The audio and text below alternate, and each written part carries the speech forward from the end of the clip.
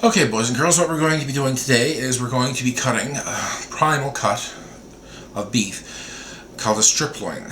Now, this is a striploin steak. It is quite large, and if you'll notice, it is quite fatty.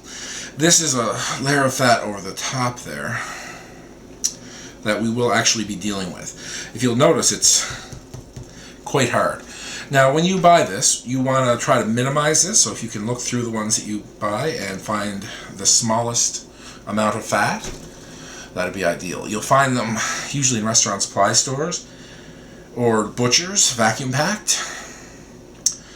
Now, this one, I have two of them. I'm going to be cutting one into steak and one into roasts.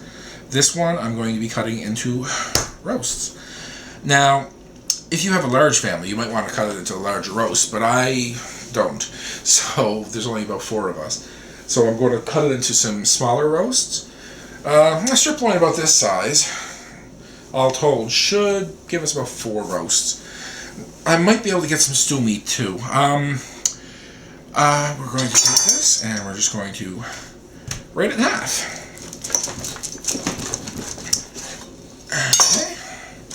As you see here. Now the tools we're using is a very large, very sharp chef knife and a smaller, equally as sharp knife. You want a nice sharp blade so that it's easier to get through. Now, as you can see from the sideways, this layer of fat is quite thick, but there's still fat throughout it. The marbling fat inside is what gives us the flavor. This stuff isn't really as important. We're going to be trimming off most of that. Okay, now that we got it in 2, we're going to cut it in 4. Same thing, just get it and cut it in half. Okay. See, I'll put that there for now. Now, wax paper everywhere. When I got it, it was in a vacuum seal bag, and it was full of a red liquid. Now, that's not actually blood. That's actually hemoglobin, but it's still gross. So I drained that all off before... There we go. I drained all that off before we started. Now, this is where we get creative. We're going to put it on its side here. Oh, I love that little ting of a nice sharp knife. And we're going to see about carving this stuff off. See, it just carves right off.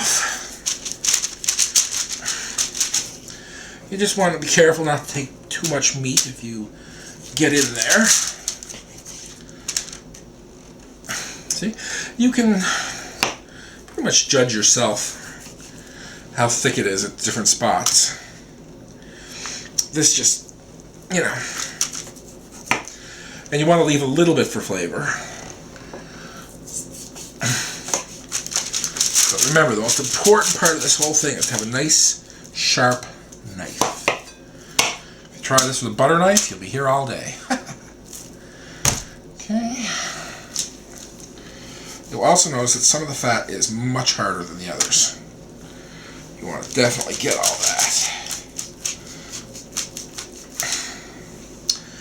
Now, this is usually stuff that the butcher would do, but we're trying to save a few dollars here, aren't we? Now, you'll notice that on this end, there's a sort of hard knobby bit. Some people leave this in, some people keep it. I keep it myself. It's not really edible. It's sort of a big fatty part. But it does make a nice flavor, especially if you're going to be making a gravy. Okay.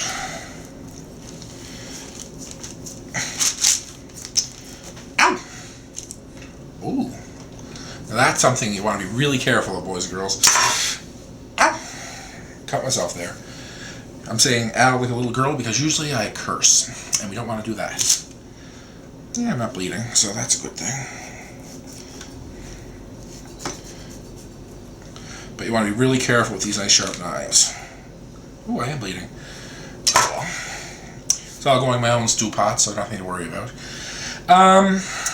So this is a nice roast, and it is done.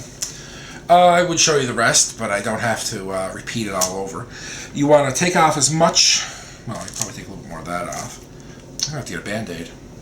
I'll wait till I'll get a Band-Aid. Anyway, you want to get as much of this fat off as you can while leaving as much meat as possible. So where I nicked the meat there, I just got a little tiny shave, which isn't too bad. But you'll find that this is a much cheaper way to do your beef.